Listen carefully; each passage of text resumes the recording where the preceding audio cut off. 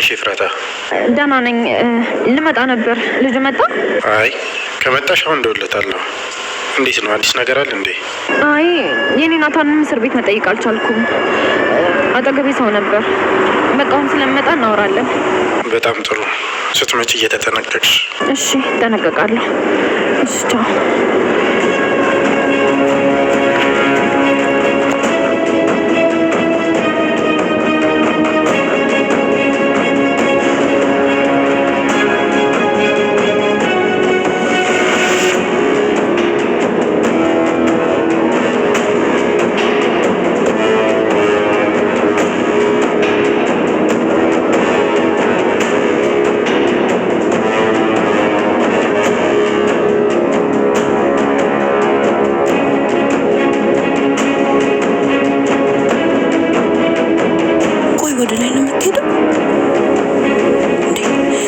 የቀረኝ አላለችም እንዴ?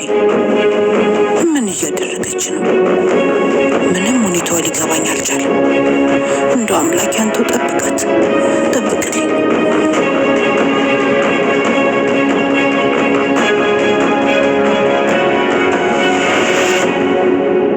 ኤፍራታ ወደ ኮንዲሽኗ ተመልሳለች። ወደ ዋና ስራዋ አሁን ላይ ተመልሳ እየሰራች ነው ያለችው።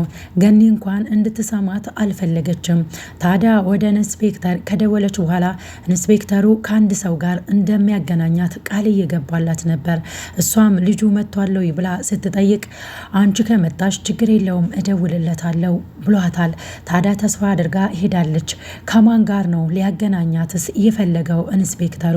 በአሁኑ ሰዓት ላይ ያፌትን ለመጣል ብዙ ሆነው እየሰሩ ነው ያሉት። ታዲያ በአሁኑ ሰዓት ላይ የማን እጅ አለበት እዚህ ነገር ውስጥ?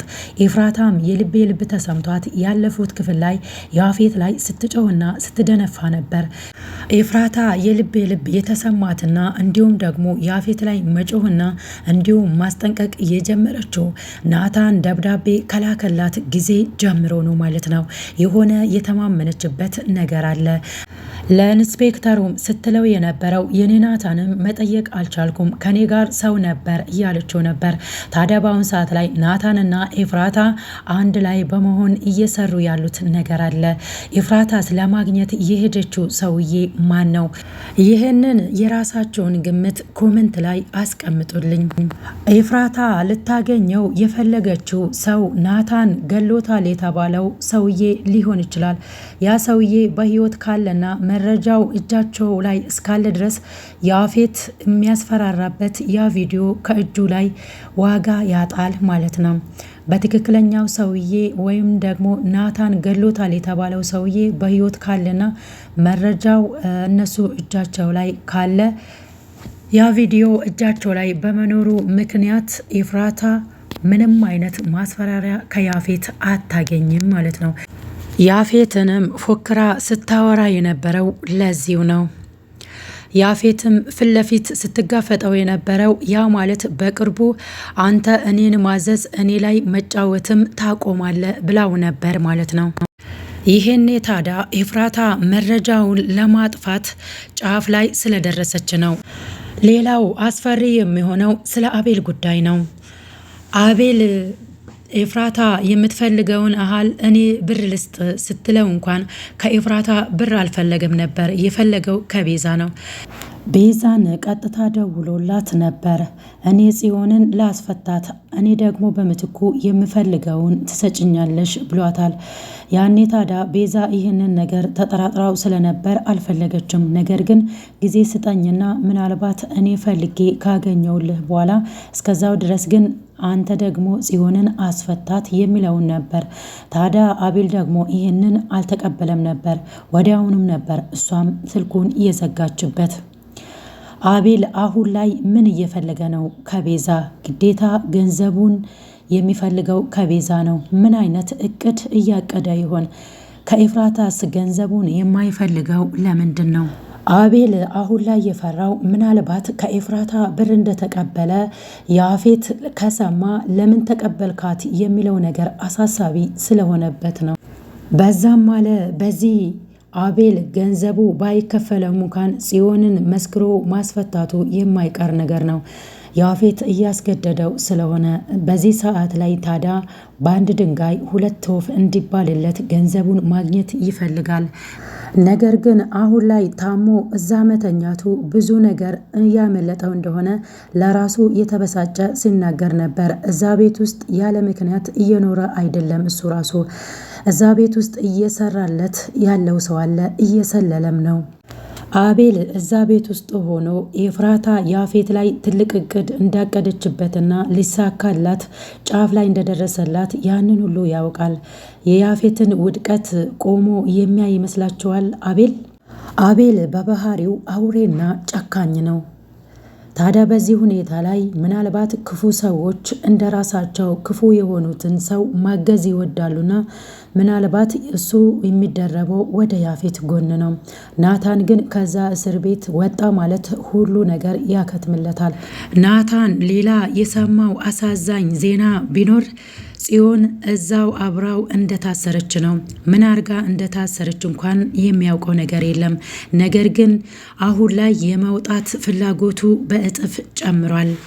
ከዛ ከእስር ቤት መውጣት የሚችለው እሷን ለማስፈታት ብቻ ብሎ ነው። ጽዮን ግን የራሷ እቅድ አላት።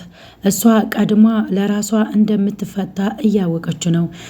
ናታንም ግን በራሱ ተስፋ ያደረገው ነገር ቢኖር ናታንም ቀድሞ ከወጣ ሊያስፈታኝ ይችላል ብላ ነው የምታስበው። ጽዮን አሁን ላይ የማጓጓት እድሏን የጨመረችው ቤዛ ነች።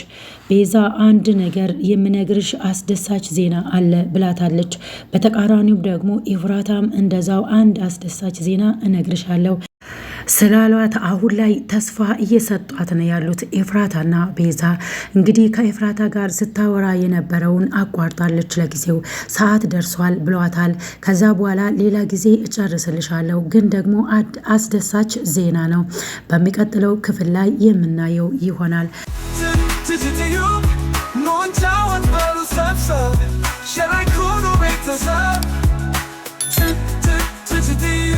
ድራማው ይታይን ተንትኖ መልካሙን ነገር የኛ ናገው የቲጂ ቻናል ለዚህ ድንቅ ነው። ዘወትር ሁሌ ገብተን እንየው። ትጅትዩ ኖንቻወት በሉ ሰብሰብ ሸራይኩኑ ቤተሰብ። ቤዛ በሌላ በኩል አሁን ላይ ሀዘን ውስጥ ገብታለች። ቤዛ ናታንን ለመጠየቅ ወደ እስር ቤት በሄደችበት ሰዓት ላይ በጣም ተቆጥቶና እሷ ሁሌም ለዚህ ነገር ውስጥ ምክንያቷ እንደሆነችና ሁሌም አንቺ እኔን እየደበቅሽኝ እኔን እየዋሸሽኝ ነው የምትኖሪ፣ ከዚህ በኋላ እንዲለመድሽ አልፈልግም፣ ከዚህ በኋላም እድል የሚሰጥሽ አይሆንም ብሏት አስከፍቷት ነበር። ታዲያ ቤዛ ወደ ቤቷ ገብታ በጣም ሀዘን ውስጥ ገብታ የኋላ ትዝታዎቿን ለማስታወስ እየሞከረች ነበር። በዛ ሁኔታ ላይ ግን የናታንን መጥፎነትና እሷን ሊያርቃት እንደሞከረ ነው ያየችው። እሱ የሚፈልጋት ሌሎችን ስለምታገናኘው በተለይ ኤፍራታን ስለምታገናኘው ነው ብላ ነው የምታስበው ቤዛ። በአሁን ሰዓት ላይ ቤዛ ከፍቷታል። ወደ ድሮ ማንነቷ ስትመለስ ይሆን? መልካም በሆንኩላቸው ሰዓት ላይ እነሱ ግን የልባቸውን እንኳን ሊነግሩኝና እንዲሁም ሀሳባቸውን ሊያጋሩኝ አይፈልጉም የሚል ነገር አይምሮዋ ውስጥ መጥቷል። ለዛም ነው ስለ ናታን ትዝታ ውስጥ እየገባችው። ከዚህ በፊት ንገረኝ፣ ምን እየተፈጠረ ነው ማወቅ እፈልጋለሁ ብላ ስትጠይቀው ጊዜው አይደለም፣ ጊዜ ሲደርስ እነግርሻለሁ ብሏት ነበር። ያ ነገርም ስታስታውስ ነበር። በሌላ በኩል ደግሞ ጽዮንም እንደዛው በአሁን ሰዓት ላይ የምነግርሽ ነገር የለም፣ ሁሉም ነገር ጊዜው ሲደርስ እነግርሻለሁ ነው የሚሏት። ታዲያ አሁን ላይ እያራቋት እንደሆነ ነው የተሰማት። ቤዛ እንዳየናት ከሆነ ካሁን በኋላ ሰውን ማመን አትፈልግም፣ መቅረብም አትፈልግም። ብቸኝነቴ ይሻለኛል ብላ የገዛ ጓደኛዋንም ስትገፋ ነበር። በደህና ጊዜ ወይ ደግሞ በወደኩበት ጊዜ ደርሰልኛል፣ አሁን ላይ ደግሞ አታስፈልገኝም በማለት ፉሃድንም ከራሷ ለማራቅ ስትሞክር ነበር። ታዲያ ፉሃድ ደግሞ ከሷ መራቅ አልቻለም። እሷ ግን ካሁን በኋላ አታስፈልገኝም፣ ያኔ ደርሰህልኛል፣ አሁን ላይ ደግሞ ስለማታስፈልገኝ ከኔ ብትርቅ ይሻላል ብላ አስጠንቅቀዋለች። እሱ ደግሞ ይህንን ማድረግ አልችልም፣ በጣም ነው የምወድሽ፣ ስለዚህ ከኔ ባትርቂ ይሻልሻል። ምንድነው ቆይ በደሌ ምንድነው ያደረግኩሽ? እንዲሁ ዝም ብለሽ ለምንድነው የምትጠራጠሪኝ ብሏታል። ነገር ግን አሻፈረኝ ብላ እሷ ብቸኝነቷን መርጣለች። በቤዛም መፍረድ አይቻልም። የድሮ ማንነቷን ጥላ መልካም ሰው ሆና ለመቅረብ ስትሞክር ሰዎች ግን የልባቸውን አይነግሯትም፣ ይሸሻታል። ታዲያ ቤዛ ይህንን ሁሉ ተመልክታለች። ማንም በህይወቴ ውስጥ አያስፈልገኝም፣ ብቸኝነቴን መርጫለሁ የሚለው ነበር የተናገረችው። እንግዲህ ቤዛ በአሁን ሰዓት ላይ ታሳዝናለች። የድሮ ማንነቷን እርግፍ አድርጋ ትታ መልካም ሰው በሆነች ሰዓት ላይ ሁሉም ሰው ያርቀኛል ብላ አስባለች። ካሁን በኋላስ ቤዛ በመልካምነቷ የምትቀጥል ይመስላችኋል ወይ? አስተያየታችሁን እንደተለመደው ኮመንት ላይ አስቀምጡልኝ። ውድና የተከበራችሁ የቻናሌ ቤተሰቦች ለዛሬ ያዘጋጀውላችሁ ቪዲዮ ይህንን ይመስላል። የጠየቋችሁን ጥያቄ ግን ግምታችሁን ኮመንት ላይ አስቀምጡልኝ። ኤፍራታ የልብ የተሰማት ለምንድን ነው? ናታን ደብዳቤ ከላከላት ጊዜ ጀምሮ ያፌት ላይም እየደነፋች ነው ያለችው። ኤፍራታስ አሁን ላይ ከማን ጋር እየሆነች ነው ያለችው? ከማን ጋር ነው እየሰራች ያለችው? ከናታን ጋር እንደምትሰራ እያስታወቀባት ነው ያለው። ኢንስፔክተሩም ጋር ደውላ ስታወራ እንዳየነው ከሆነ ብዙ ሰው ሆኖ ያፌትን ለመጣል ጫፍ ላይ ደርሰዋል ማለት ነው። ይህ ማለት ደግሞ የናታንም እጅ አለበት። ያን ደብዳቤ ቤዛ ከሰጠቻት ጊዜ ጀምሮ ነው ኤፍራታ የልብና እንዲሁም ደግሞ ተስፋ ያደረገችው ሰው እንዳለ የሚያስታውቀው። ለዛም ነው ያፌት ላይ ስትደነፋ የነበረው። እስኪ እናንተ ምንድን ነው ያሰባችሁት? እናም ደግሞ ኤፍራታ በአሁኑ ሰዓት ላይ አዲስ ሰው ጋር ልትተዋወቅ ነው። ያ ሰውስ ማን ሊሆን ይችላል? እኔ ግምቴን አስቀምጫለሁ። እናንተም ደግሞ ኮመንት ላይ ግምታችሁን አስቀምጡልኝ። በሌላ በአዲስ ቪዲዮ እስክንገናኝ ድረስ ቸር ሰንብቱ።